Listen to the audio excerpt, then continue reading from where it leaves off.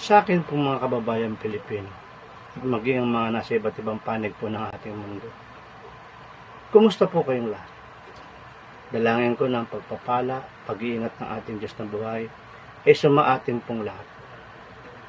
Sa muli pong pagkakataon, ito po ang pangalawa kong vlog bilang pagpapakilala po ng aking YouTube channel, ang GovTalks Unfiltered, na kung saan ang channel ko na ito ay magsisilbing boses upang isiwalat ang lahat ng mga katiwalian na nagaganap sa ating gobyerno. At bilang isang political vlogger, kaisa ninyo ako sa mga panawagan ng pagbabago laban sa mga abusadong politikong tiwali sa kanilang panunungkulan sa ating pamahalaan. Nais kong ipaunawa sa lahat, higit lalo sa mga lingkod ng bayan na kinasusuklaman ng Diyos, ang mga taong hindi tapat at ganit sa kanilang panunungkulan. The Bible it says in Isaiah chapter 1 verse 23, "Your rulers are rebels and friends of thieves. They all accept money for doing wrong, and they are paid to cheat people.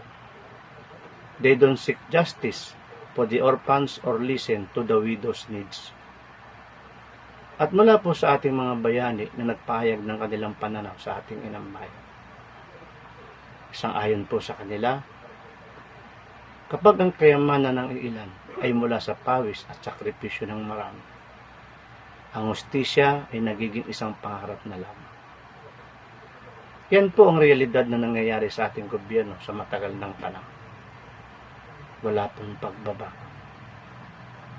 William Gaddis said, "A corrupt system breeds corrupt leaders." Karamihan sa ating mga politiko sa ngayon ay mga garapal sa pagnanakaw at sa pagtanggap ng mga suhol. Mga wala ng prinsipyo. Ginagawang gatasan ng ating gobyerno. Ang kaban ng bayan ay hindi para sa mga korap na politiko.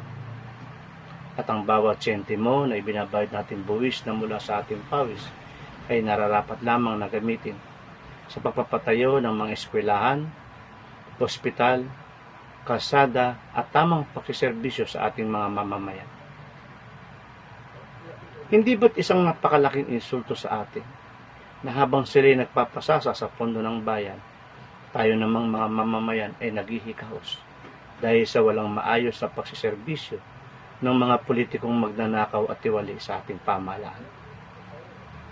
Ang GovTalks Unfiltered, exposing political realities, ay kaysa ninyo sa isang panawagan ng pagbabago at hangad na may katapatang serbisyo publiko ng mga politiko.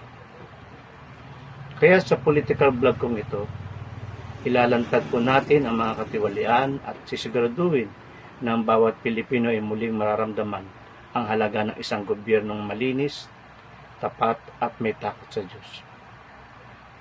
At bago po ako magtapos, ngayon pa lang itaas noo ko po na sinasabi na ako at ang aking buong pamilya ay solidong Duterte supporters. Sapagkat para sa amin, bukod tanging siyang naging presidente na hindi nagpayaman o nagnakaw sa ating kaban ng yaman.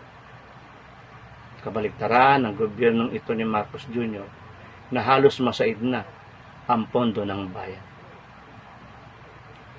Sa mga kababayan kong Pilipino, naway suportuhan po ninyong aking channel na GovTalks Unfiltered. Makakaasa po kayo na hindi po ako magiging bayarang vlogger. Magsasama-sama po tayo sa isang layunin para sa tunay na pagbabago. Pagsiserbisyo publiko na may moral, dignidad, prinsipyo at integridad.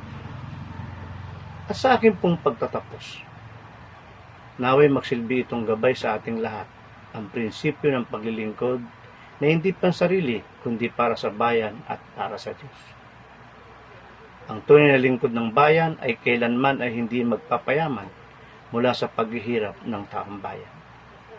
Bagkus ay maghahatid ng pag-asa at pagbabago. Patuloy tayong manindigan para sa moral, dignidad, prinsipyo at integridad dahil dito nakasalalay ang ating hinahangad na tagumpay at kaunlaran ng ating bayan.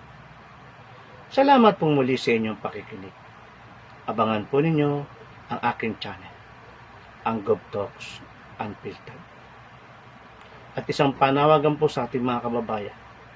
Ang Iglesia ni Cristo ay magkakaroon ng mga malawakang pagtitipon bilang pagkakaisa ng kanilang panawagan ng pagsuporta patungkol sa inihain na impeachment sa ating mahal na Vice Presidente na si Inday Sara Duterte.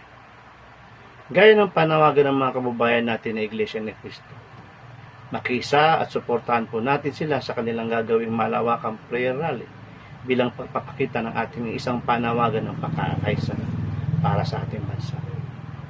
We are not a Filipinos for nothing. Mabuhay po ang sambayan ng Pilipino. May God bless our country. Salamat.